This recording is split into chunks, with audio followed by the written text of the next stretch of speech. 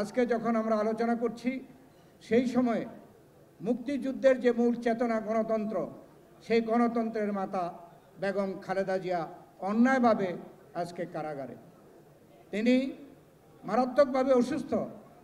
তাকে তার মানবিক অধিকার, সাংবিধানিক অধিকার, মৌলিক অধিকার, এই সকল অধিকার থেকে বঞ্চিত করে তাকে সর্বনিম্ন চিকিৎসাও দেওয়া হচ্ছে না।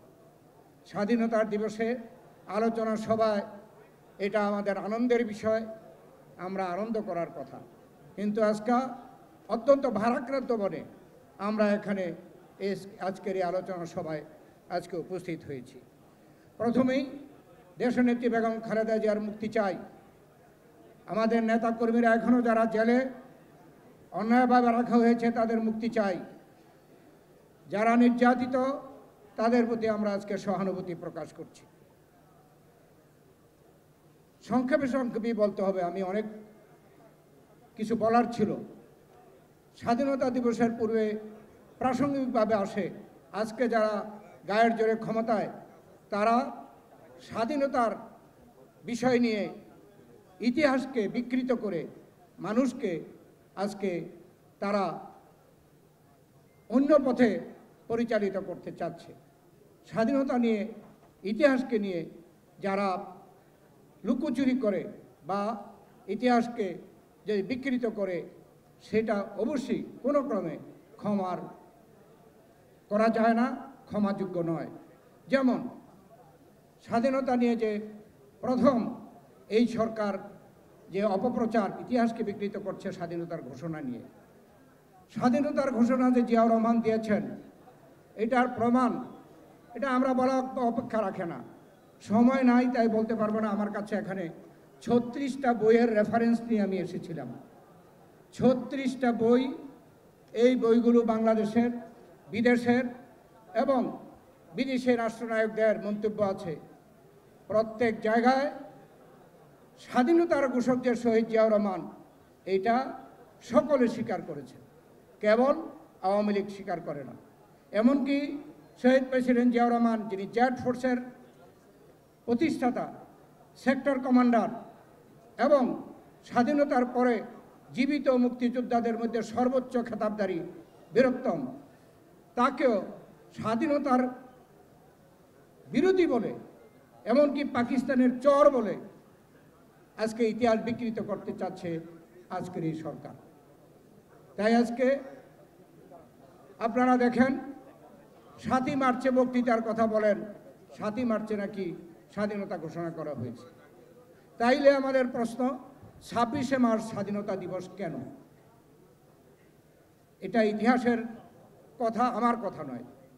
17ই এপ্রিল তাজউদ্দিন আহমদ সাহেব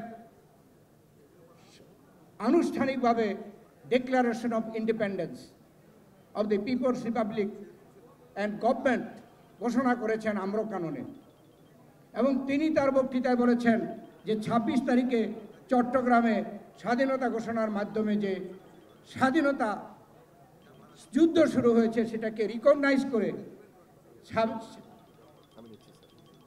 26শে মার্চকে স্বাধীনতার দিবস হিসাবে তিনি স্বীকার করেছেন। তাইলে 7ই মার্চে যদি স্বাধীনতার ঘোষণা হয়ে থাকে, তারাই তো, আওয়ামী লীগের নেতারাই 26শে মার্চকে স্বাধীনতা দিবস হিসাবে তারাই প্রতিষ্ঠা করেছেন, এখন পর্যন্ত প্রতিষ্ঠিত। তাইলে এই স্বাধীনতাটা কে ঘোষণা করেছে? 17 এপ্রিল তাজউদ্দিন আহমদ সাহেব আম্রকাননে আনুষ্ঠানিকভাবে ঘোষণা করেছেন। তাহলে এই স্বাধীনতা জিয়াউর রহমান ঘোষণা করেছে, এই 36টি বইয়ে এটাই প্রমাণ। এইভাবে কেন করছে?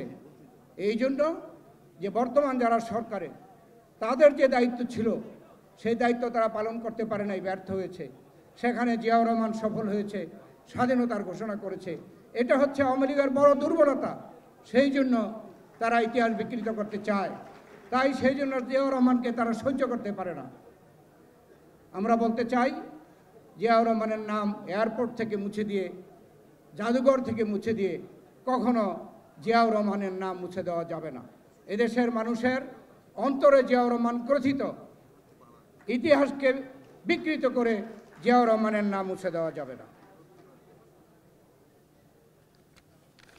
শহীদ জিয়াকে ভয় পায়, বেগম খালেদা জিয়াকে ভয় পায়, তারেক রহমানকে ভয় পায় এবং শহীদ প্রেসিডেন্ট জিয়াউর রহমানের প্রতিষ্ঠিত দলকে ভয় পায় বর্তমানে যারা গায়ের জোরের সরকার, ফ্যাসিস্ট সরকার। তাই আজকে এই বিএনপির বিরুদ্ধে, বিএনপির নেতৃত্বের বিরুদ্ধে, জিয়াউর রহমানের পরিবারের বিরুদ্ধে আজকে মিথ্যাচার করে জনগণকে বিভ্রান্ত করতে চাচ্ছে। আজকে আমাদেরকে এই অবস্থা থেকে অবশ্যই আমাদেরকে পরিত্রাণ করতে হবে দেশের জনগণের মানুষকে। আজকে বাংলাদেশ একটা অস্বাভাবিক অবস্থা দিয়ে চলছে। 29 যেখানে একাদশ জাতীয় সংসদ নির্বাচন 30শে ডিসেম্বর হওয়ার কথা ছিল, তা 29শে ডিসেম্বর রাত্রে ডাকাতি হয়ে গেছে। এটা অস্বাভাবিক একটি ঘটনা। বাংলাদেশে যে বর্তমান মন্ত্রিসভা, এটা একটা অস্বাভাবিক মন্ত্রিসভা। ডাকসু নির্বাচন, যেটা কখনোই ডাকসু প্রতিষ্ঠা হওয়ার পর থেকে হয়নি, আগের রাত্রে ভোট দিয়ে দেওয়ার এই যে কালচার, এটা অস্বাভাবিক কালচার। ঢাকা বিশ্ববিদ্যালয় ইলেকশন একটি অস্বাভাবিক ঘটনা। এবং এখন যে উপজেলা নির্বাচন হচ্ছে, প্রত্যেকটা দিন যা ঘটছে সবটা অস্বাভাবিক ঘটনা। অস্বাভাবিক ঘটনা বেশি দিন চলতে পারে না। ইনশাল্লাহ এই অস্বাভাবিক ঘটনার অবশ্যই অবসান হবে, এদেশের মানুষই তার অবসান করবে। সুধীমণ্ডলী, বিএনপি বাংলাদেশ জাতীয়তাবাদী দল, শহীদ প্রেসিডেন্ট জিয়াউর রহমান প্রতিষ্ঠা করেছেন। আওয়ামী লীগ বাকশাল করে, গণতন্ত্র হত্যা করে যে রাজনৈতিক শূন্যতা সৃষ্টি করেছিল, সেই শূন্যতাকে পূরণ করার জন্য, এবং সেটা পূরণ করেছেন। আজকেও আবার এই আওয়ামী লীগ এই ভোট ডাকাতি করে আবার এদেশে গণতন্ত্রকে হত্যা করে আজকে রাজনৈতিক শূন্যতা সৃষ্টি করেছে। অতএব বিএনপিকেই এই দায়িত্ব গ্রহণ করতে হবে, এই শূন্যতা পূরণ করে এদেশে গণতন্ত্র পুনরুদ্ধার করতে হবে। বিএনপির প্রতিষ্ঠাতা প্রেসিডেন্ট জিয়াউর রহমান এদেশে বাকশালের হাত থেকে দেশকে রক্ষা করে বহুদলীয় গণতন্ত্র দিয়েছেন। আমাদের নেত্রী, দেশনেত্রী বেগম খালেদা জিয়া স্বৈরাচারের বিরুদ্ধে আন্দোলন করে আপসহীনভাবে এদেশে সংসদীয় গণতন্ত্র প্রতিষ্ঠা করেছেন। তাই আমি মনে করি বিএনপির উপরই পবিত্র দায়িত্ব এদেশে পুনরায় এই গণতন্ত্র প্রতিষ্ঠা করা। আর এটা আমাদের জন্য বিরাট সুযোগ। আওয়ামী লীগ যে গণতন্ত্র হত্যা করেছে, তারা এদেশে আর গণতন্ত্র পুনরুদ্ধার করার মুখও নেই, সাহসও নেই, করবেও না। তাই বিএনপি একমাত্র দল, সর্ববৃহৎ জনপ্রিয় দল, এই দেশে গণতন্ত্রকে পুনরুদ্ধার করতে হবে, পুনঃপ্রতিষ্ঠা করতে হবে, জনগণের অধিকার প্রতিষ্ঠা করতে হবে।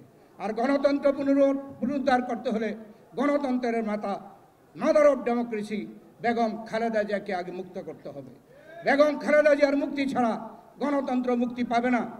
আর বেগম খালেদা জিয়ার মুক্তি আইনে লড়াই হবে না, এবার লড়াই করতে হবে রাস্তায়।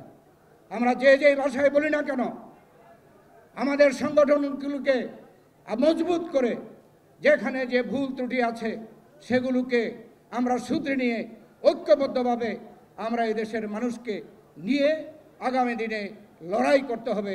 লড়াই করে দেশের নেত্রী বেগম খালেদা জিয়াকে মুক্ত করতে হবে, এবং তাহলে এদেশে গণতন্ত্র মুক্তি পাবে, ফ্যাসিবাদের পতন হবে, জনগণের বিজয় হবে। আজকে আমরা এই স্বাধীনতা দিবসের প্রাক্কালে এই আলোচনা সভায় সেই প্রত্যাশা নিয়ে আপনাদের সকলকে ধন্যবাদ জানিয়ে আমি আমার বক্তব্য শেষ করছি। আল্লাহ হাফেজ।